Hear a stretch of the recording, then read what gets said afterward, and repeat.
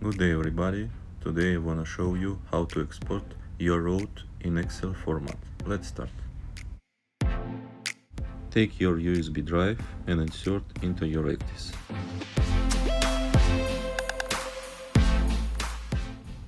Go to Route Planning and then open Table Editor.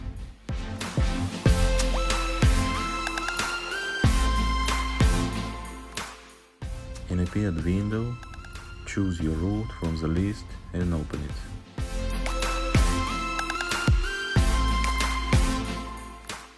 And then go to File and choose the row number 6, Export.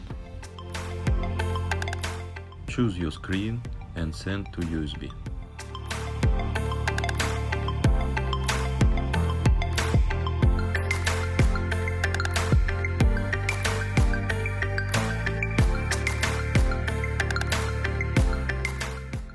Eject your stick from Ekdis.